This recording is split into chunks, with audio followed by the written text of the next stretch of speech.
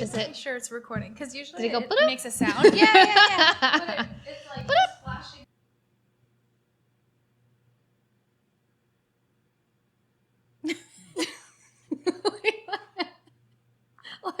Wait, did you? I'm making a video out of you putting on cuticle cream before we film. I love Okay.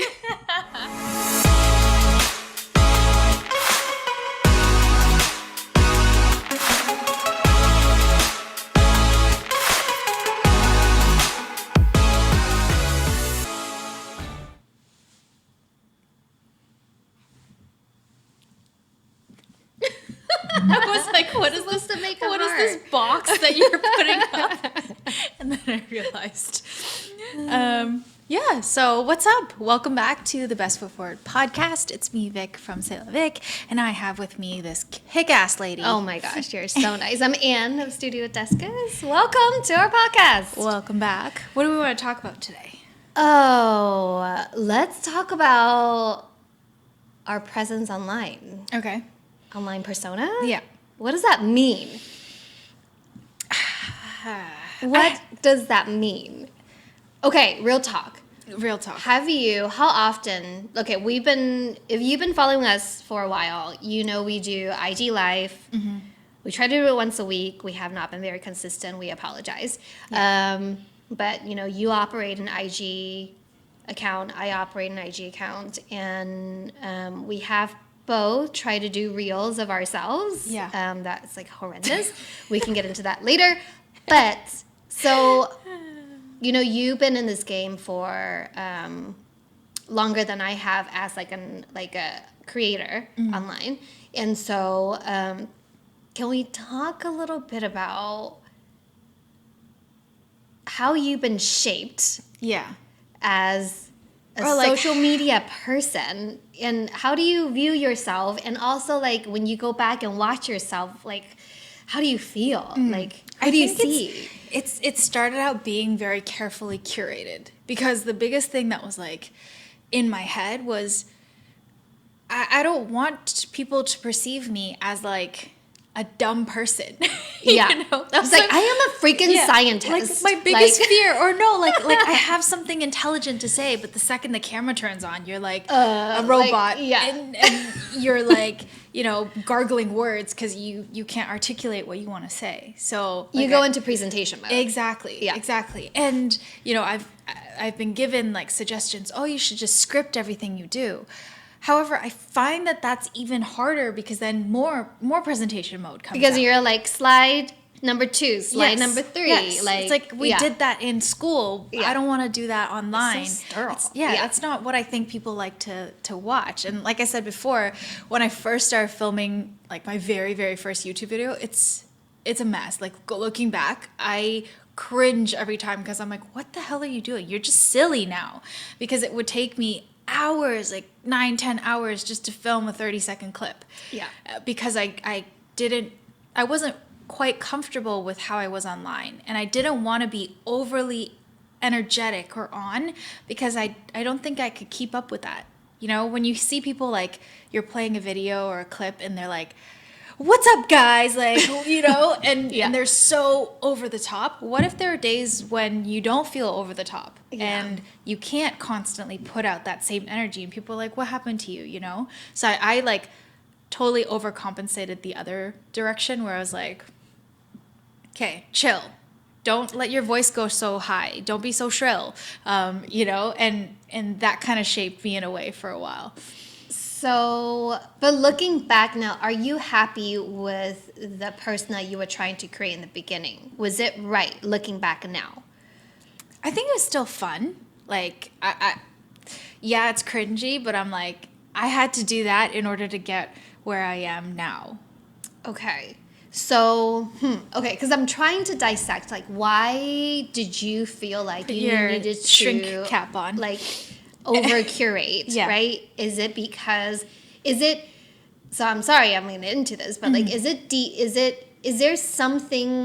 there a reason why you felt like you couldn't be your true authentic self? Because I think this is important for I mean, for me, for, hopefully some of our listeners, as to like, who are thinking about maybe, putting themselves out there. Yeah. Like, like maybe can we help them understand like why we felt like we needed to curate, in the beginning especially. I feel like now it's a little different because in the beginning you may have like 5 followers. Now you have like 1,000 followers. Like, I feel like that changes you too. Totally. Right? Mm-hmm. Yeah. And I think it might have been some case of like imposter syndrome at the beginning where you think, and I get this all the time, it's like, oh, Vicky, you're an influencer now. Like I go back home and people are like, oh, Vicky's going to vlog this. I'm not a vlogger. There's this like bad rap of like, if you're filming yourself and you're putting yourself online, then automatically you're this type of person. Yeah. So you feel that compulsion to like act that way, and I think that was a little bit of that and a little bit of like understanding that this is going to be on whatever's online on the internet is forever. I think that scared me a little bit because I was like, I don't want to get canceled. I don't want to say something that I regret 10 years later and have record of it online. So I was more scared, and not being somebody who I hated drama. I hated improv. I can't do any of that stuff. And coming from a background where I wasn't comfortable in front of the camera, I think a lot of times I was battling with self-confidence and self-esteem, and then, as a result, how I was presenting myself online. Mm-hmm. So maybe to an extent, like insecurities. Mm-hmm. Yeah, totally. Yeah, and I think, I suffer from that too.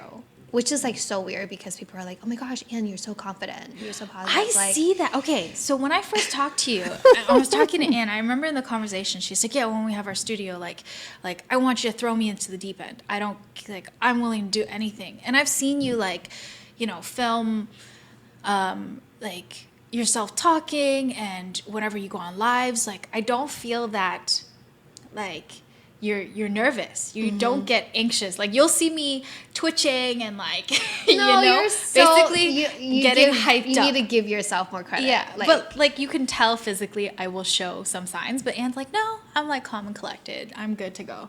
Like whenever we have to do anything live. Which is like so funny. Because I'm trying to think about the first time I did a live, and this was during pandemic time. Yeah. I remember I think it was a live when I made this pair of shoes where I just customized on a pair of Air Force One highs. And I basically just I customized it by adding acrylic chains to it. So I like added this D-ring hardware, and then I put these like 2 acrylic chains and 1 pearl chain on the shoe. And then I remember like I had put out like a feeler to my followers at the time if they wanted to see like how I did it, as like something that's more informational and educational. And they're like, okay, great. And then I was like, okay, I'll do it on a live.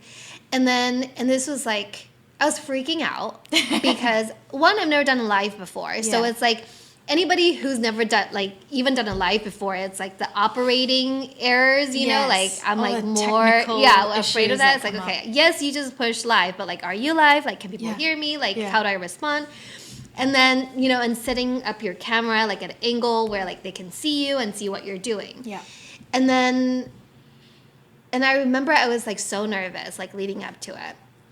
But then the saving grace is that at least I was working on something that I feel comfortable about, that I know like I'm an expert at. Yes. And so I sort of use that as like a tool to help me ease my tension and nervousness towards like the discomfort of being in front of camera and literally talking to myself for a half hour, And that's the thing. When you go on live, it's silence on the other side. It's radio silence. And people are watching and could be watching in the future, but you don't get any feedback. There's no like, let me ask you a question. And then it's just, crickets. And so you're literally just talking to yourself the whole time. Yeah. And I just remember, I don't think it was like, I didn't even have the capacity to create a persona for myself in that circumstance because I was so overwhelmed with what was going on. Yeah.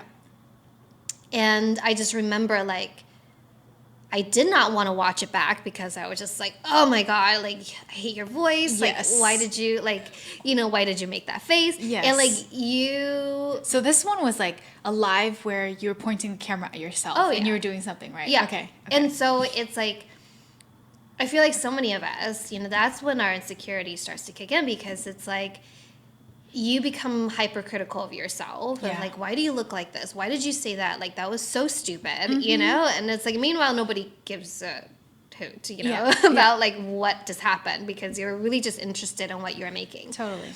And so,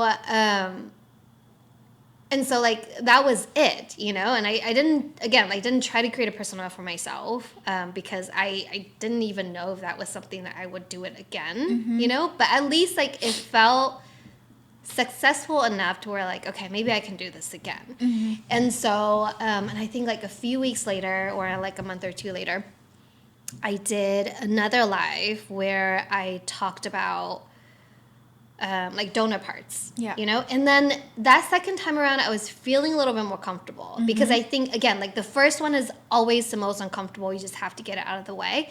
And then so when I did the second one, again, like, my follower count was pretty small at the time, and they were all my friends. So then people who would watch my lives are actually all my friends. So I felt like, even though I'm talking to myself, but at least I can see on the other side, it's all my friends there supporting me, making comments, and like, so it didn't feel like crazy overwhelming to me. And so I feel like I was just me hanging out with my friends, talking to myself. You know? Totally. So in terms of like online persona, like, I didn't feel like I was doing something that wasn't authentic to myself. Yeah. And I like what you said, like, when you do it more than once, it gets easier. You get more comfortable. You know, the technical issues that you're used to dealing with, and then you can kind of calm down, and you forget to be hypercritical, hypersensitive about yourself and how you look. You're just more like focused on what you're trying to present. And so that for me is like the reason why I continue to push myself to do it. I might hate it. I might hate going on lives. Like, I will go on live and then literally pass out. I will black out and just like go onto my bed, because I'm so drained. And that's like me being an introvert, I think, too.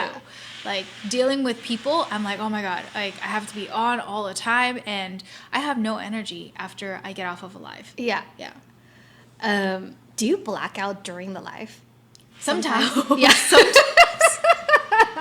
Because sometimes you're like thinking you know everything that's gonna go on, and then all of a sudden you're like, oh wait, what was I doing? Literally happens to me all the time. Like, the other day when I was like, I think you were on that Spaces call, you know, like this like working on an NFT project, and then we were on this like Twitter space call, and then my my teammate like passed the mic to me, and I was just listening the whole time. And they're like, oh yeah, can you speak on this? And I was not prepared to speak at all in that meeting. And then I was like, No, funny thing is, you just kept talking. She was like very philosophical, like kept on talking for 5 minutes. No, and then afterwards I was like, Vicky, what the hell did I just said? Like, I do not remember everything I just said, because I think I just literally blacked out. And I just filled the space with like words. And so I felt bad, because I was like, crap, I just made my teammate look really bad because I did not provide anything helpful. But it's like, it happens all the time. It happens to everybody. And again, you just fake it, and sometimes nobody will know. They'll just be like, oh wow, that's a very deep answer. Like, you know. It just is crazy. And so, like, so by now, right? So we're talking about sort of like in the beginning when we first started like seeing ourselves in front of the camera and playing it back, and how cringy it was. What has changed for you? You know, now that you've done it for so long, you have a YouTube channel, you've done collaborations and videos with other artists, you've, like, what is your online persona now compared to this like highly, and I know to a certain extent we're all still very curated, but how has the curation changed for you from the first time that you've done it to where you are today? Let me just say that online we're super nice, but in person we're like total bitch. Total biatches. Okay. I mean, this episode should just be explicit because we're just like, getting into it now. But no, I think that now I'm more comfortable, but I'm still nervous every single time. But I know that it's just something I have to do. And let me just say, doing this podcast with you has made me so much more comfortable in front of the camera, because now I can be loud and I can be like just having a like good time and being a little bit of like a fool without worrying. Whereas if it was just me, I think being with somebody is like comforting. So going on lives with somebody else, for example, like hopping on a live with a friend is a lot easier than going on lives by yourself. So much easier. Exactly. So it's like really opened me up, because, you know, after we film these episodes, we'll like look at each other and you'll be like, oh, how did you feel about that? Like, we don't have to keep it if you don't want it. But 9 times out of 10, I'm like, no, I feel pretty good about it. Let's just post it. And I think that has opened up my like shyness a little bit, or like, you know, my willingness to put myself out there and really let what my true personality is shine through. And yeah, again, it's been really beneficial. So do you feel like you've been able to, again, show more of your true authentic self now? I would think so. Or is that something we're still working on? I mean, it's a constant, like, it's constant We're work. still working. I mean, I'm not gonna, I mean, I just did, but I don't want to curse and like, you know, show like, let's say, an uglier side or a negative side online. I'm still like very much, I think putting our best foot forward is very important. But in general, I would feel like I'm pretty comfortable now. Yeah. And I mean, I wouldn't even say that like cussing per se is negative or not your best foot forward, you know, totally. Because I think like, I personally, for one, have like cussed because I was like super passionate about something, you know, and I know like, I think other people can attest to this too. So I think it's just more of a separation of like, how do I want to be perceived, you know? Do you worry about that? Do you worry about like how people think of you, or what makes you nervous when you're online? You know, so part of why we started this podcast is because we wanted to give people a glimpse of what our life is like on the daily. Granted, it's still somewhat curated because we're like, okay, we're not going to cuss all the time. We're not going to do this. Not that we cuss all the time anyway on the day. We don't. Yeah. I love how you like label our things explicit, but it's like we just say like an F word. Right. Or like a SHIT, you know, but like, but maybe some people will be offended by that, you know, but I think, you know, what we're trying to do is just sort of like minimize the chance of offending people and still being ourselves. Which I think for the most part we are. And I think you know, in the beginning when we first started recording this podcast, you and I have had a very serious heart-to-heart about where this was going to go. Because I think after we did maybe like half of season 1, I sort of sensed that how I felt about it, like how we presented ourselves outwardly was disconnected with how you wanted to present yourself outwardly. And I think this touches on what you just talked about, you know, like how do I want to be perceived? Like this lives on the internet forever. Like, am I okay with the stuff that I said or the stuff that I put out? And I think it's so good to think about those things. But I think at the end of the day, like again, the goal of this podcast is to capture ourselves in the truest form as much as possible. Like, I know we're not 100% there, but can we get there? Like, are we 90% there? And so And then part of that is really raw, you know, like in our daily life, like it gets really raw sometimes, you know, and I think you get a little snippet of that in our podcast, but you don't get the full extent of it because, again, this is us trying to be in presentation mode and trying to present ourselves, you know, in the best light.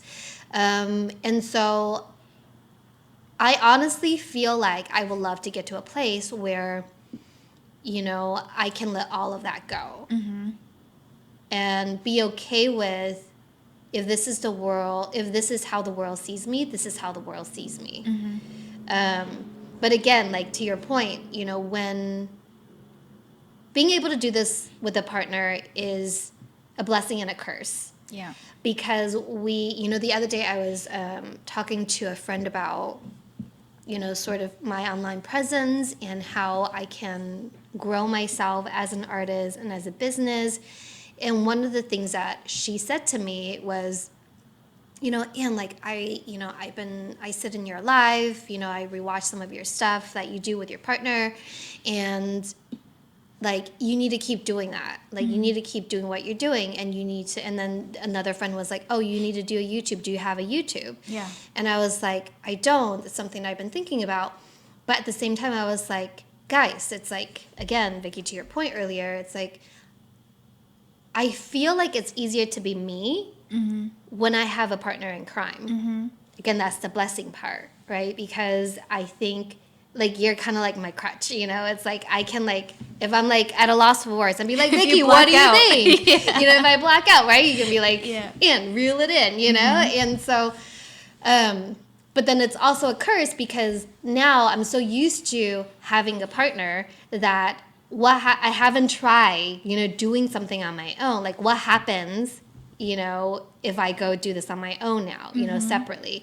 And I think, again, at the end of the day, I think it'll be fine. But I'm so comfortable like doing this with a partner that I feel like I am more me now because it took a while to get here, you know. And I think for me to do my own thing, I kind of have to start all over again. Not necessarily. Let it be the gateway to you doing your own thing and you finding how you can comfortably present yourself too. Like this is now, oh yeah, you've been on camera. You know how it feels when the camera turns on and, you know, we have all this like gear attached to us, or maybe not, you know, maybe it's even easier if you're going to do it, for example, on your phone. And I think the only, it's not even advice, suggestion that I have for you, and let my actions kind of like back up what I'm gonna, like, I'm practicing what I'm preaching, which is just to go and do it.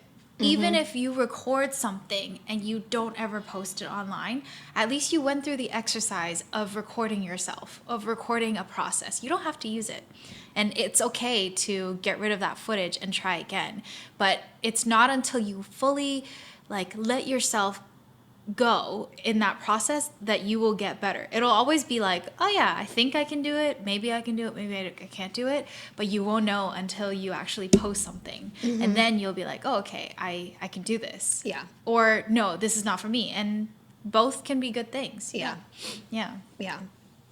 I mean, I think it's fun. At the end of the day, you know, I think like we both have a lot of friends in the space who does like lives on the daily. Yes. And sometimes I look at them, I'm like, damn, they're so comfortable with themselves. You know, I want to be that. Yeah. And there's like, you know, we have a friend who is on lives, like, oh, like, don't join in. Like, why would I invite, like, don't invite yourselves onto my lives, love you know? that guy. And I love that attitude. That's something that I lack because online, I'm nice, not to the level where I'm fake. It's just that I want to be nice to people. I don't want to just be like, you know, like an angry biatch, you know? Like, right. So I'm generally very nice. And even in my DMs, you're like, why do you even talk to these people? Why do you even give them your time? Like, I respond to 95% of my DMs and sometimes with paragraphs. And like, I don't have to do that. Yeah. And a part of it, sometimes I'm just like, ugh, I should just ignore and block, you know? But there's a part of me that's like, oh, I kind of just want to be nice and put a nice side of me out there. Whereas a lot of times, you know, I'm going to have that occasional eye roll or occasional like come in and just complain like, Anne, can you believe this person asked me this? Right? So I want to have more of that. Yeah. Online. I mean, I think there's a way to be nice, but then also like being nice to an extent where it doesn't, where you're able to still safeguard your time and sanity. Yep. Because I feel like there are so many people on the internet who are like energy suck, and they do not deserve access to you or your time. And so this person that you're talking about who does lives almost like on the daily, he's a shoemaker in the space, he's amazing, very well respected, like an expert at what he does. And every time he goes on live, the very first thing he says, like in the beginning of his life, is like, do not request to be a part of my life. Yeah. Like, why would I put you on my life? Like, there's no reason, you know? This is like, my life. This is my life. I'm here to show you what Right. I'm doing, which And- I respect him for that. Oh my gosh, big boss energy. I love that, you know? And like, I always thought it was funny. I never took offense to it. I'm like, Right. because I don't have any desire to be in your life because I just want to watch what you're doing. But it's like, again, you know, getting to a place where you're comfortable enough to do that and know that like the people who respect you will respect you for that. Yeah. Yeah. And, you know, that kind of reminds me, like, I think there's like a slightly different energy too that is a result of peer pressure on me, which is like, I will get myself done up every single time I know that there will be a camera on me. If I'm recording something, if I'm shooting, I'm not going to have, you know, me rolling out of my pajamas and no makeup on. I'm always like, I'm going to slap my face on, do my hair, do my nails before I go online. So it's like this whole like process of preparation before I even allow myself to be in front of a camera. And I think that part is a little bit more exhausting than a lot of people who are like, this is me. You know, I turn on my camera and do what I do. And you save so much time. That's like about an hour of my life every day that I'm not getting back. Yeah. Well, I look forward to those days when you're just going to be like, I'm going to turn my life on now. I don't have my eyebrows on. I don't have my face on. And my hair is just like whatever. Yeah. And a button, you know? And like just be so comfortable to a place where you're like, this is me, whether you like it or not. Yeah. You I think know? we'll get there. Yeah. Yeah. I can do that right now. Yeah. Like, yeah. I don't care. Yeah, you know, it's good. Which is why I'm like, where do you get this like comfort from of like, you know, not caring so much or like you're just ready to go. And maybe it's like because you're comfortable with people. Like you're definitely a people person. And would you say like you're extroverted kind of? Like you get more energy from interacting with people, whereas I lose a lot of energy interacting with people. Yeah. I'm like, I don't know. I'm a little bit of both. Like, I think, like, on paper, like, I am a huge, like, extrovert. You know, people will, like, I think it's easy to label me as such. Right. And again, when these they are just see me. labels. Yeah. Which I don't mind. You know, I think to a very large extent that's very true. But then I'm also, like, that person is, like, I love being by myself. I love doing things by myself. I love traveling by myself. And I love going to the restaurant by myself. Like, it's a really weird thing, but I'm like, this is just me. I get to eat whatever I want, like, at the time that I want to do it, you know? And, like, and I just, you know, and I'm very comfortable with that. And I think to a large extent, that's also a very introverted thing, you know? So I would say, like, I adapt, maybe. Okay. Yeah. Well, let me dial it back then. Were you always good at like presenting things or like being in front of the camera, even like as a kid when you were younger? No. Okay. Oh my gosh, there's this photo of me. I think I was in like kindergarten, and I was on stage performing with like my classmates. Yeah. And I remember leading up to it, I still like remember how nervous I was. Because I think as a kid, like, you don't really know what that means to be nervous. Like, you should just be so wildly, like, I'm just here. I'm just happy to be here. Yeah. Like, Yeah. I don't know what I'm doing. Like, they say to, like, swing your hands up back and forth, you know? Like, that's what I did. But I remember even as a little kid, I was always very shy. And at least, like, in front of people when it comes to, like, performance type of stuff. I mean, I don't think I was necessarily shy when it comes to, like, meeting new people. But it's just, like, when the spotlight is on you sort of thing, I become very shy. Yeah. And that has always been the case growing up for me. And I think part of that, and that's why I was, like, always so interested in hearing you say that, like, you're the only cousin in your entire family that is not afraid to go karaoke in front of the entire family. Yeah, and in case you guys didn't know, I considered being a wedding singer for, like, as a, maybe like a part-time, maybe not as a career, but, like, I totally was going to dive deep into being, like, an MC and, like, a wedding singer. And I did it for a couple of gigs too. Okay, so which is, like, crazy, right? Because then now that you're saying that, like, how, like, that does not make sense to me, because, things like, don't add up, right? It doesn't add up, because you're like, oh my gosh, like, in front of the camera I'm so shy, like, it's cringy. But then, like, it's the same thing if you're, like, an MC, if you are a wedding singer, you are performing by yourself. Yeah. The spotlight is on you. Yeah. What is the difference? I was also valedictorian for twice in my life. Right. And so public speaking and all of these things, like, they always made me nervous. And I was always like, but I always went for those opportunities. And I think maybe there was probably a time in, like, my early adult years where I kind of, like, withdrew inside myself. So there was, like, a lot of self-esteem issues or, like, confidence issues. But in terms of, like, a personality trait, something that I'm very bad at, if I like to do that thing, I will push myself to get better and better and better. Like, even, for example, like, when I played squash, I saw the sport and I was like, this looks awesome. I'm going to go and learn how to play. And I sucked at it. I sucked at it so much that even a novice who just started would be better than me after training for, like, 2 years. But for me, it was like, I will put in the hours. I will push myself to do more and more of this thing so that I can at least be the same, if not a little bit better than somebody else. Yeah. So I think that's kind of, like, how I approach this, like, being online and filming myself kind of thing.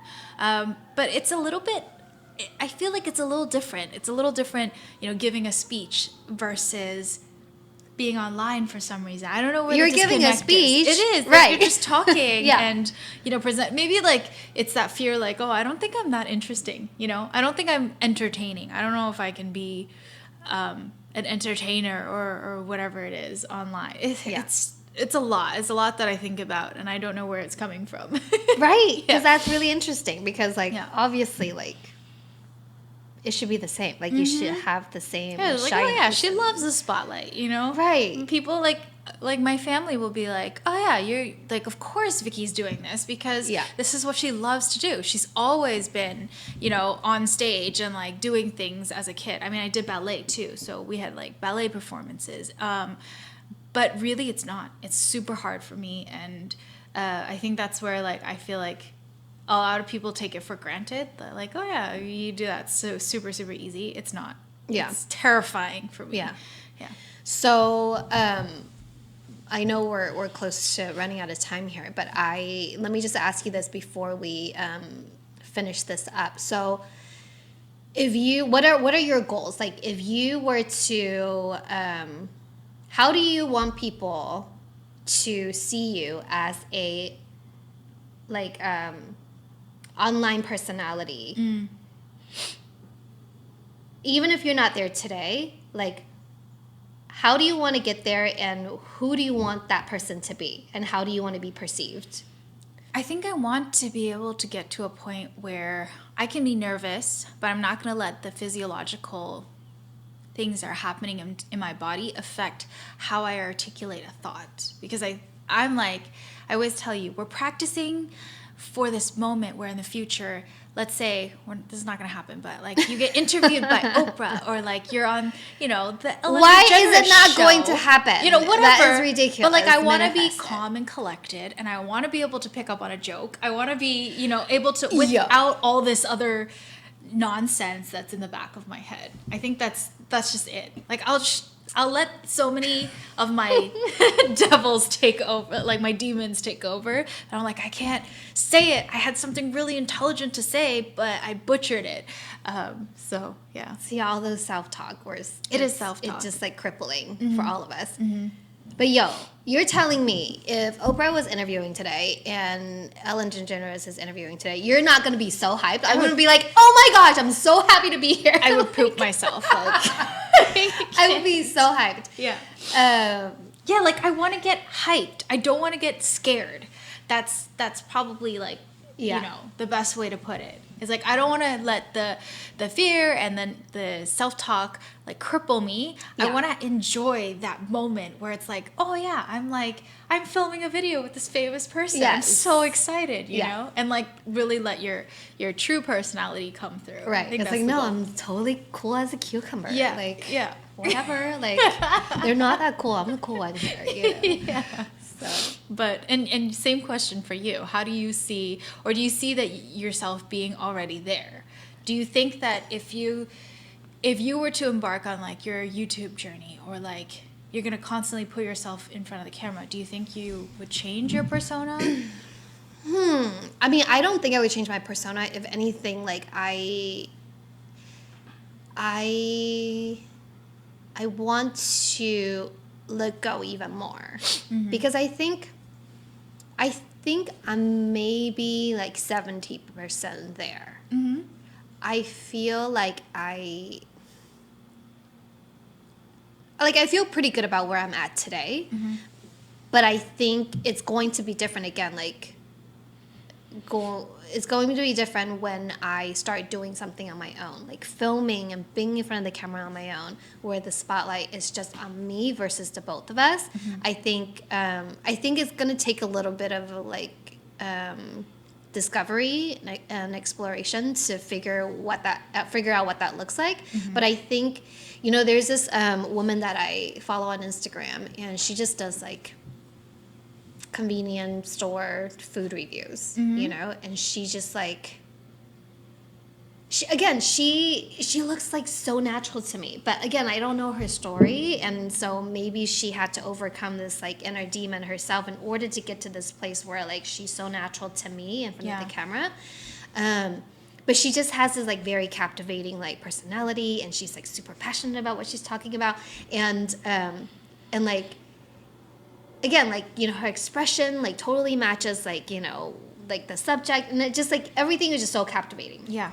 And I was like, oh, like I can watch her, and like, and so I think, the goal is obviously like, why do you do YouTube?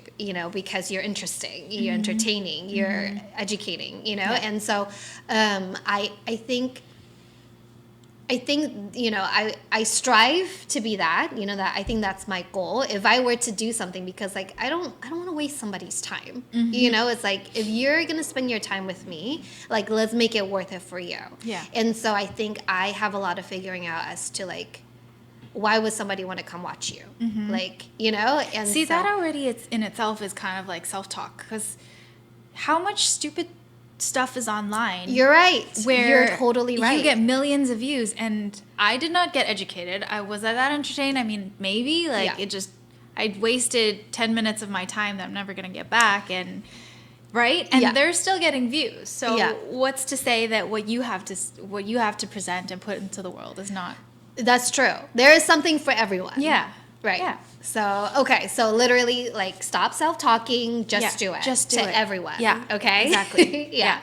Ann's going to start a YouTube channel. I am. I'm going to start a YouTube Shorts channel based on my friend's, like, advice. And I'm going to take that to heart. There's, like, you were telling me the other day, you were like, oh, yeah, like, YouTube Shorts, like, 60 seconds, like, short videos and stuff. And I'm like, that's TikTok.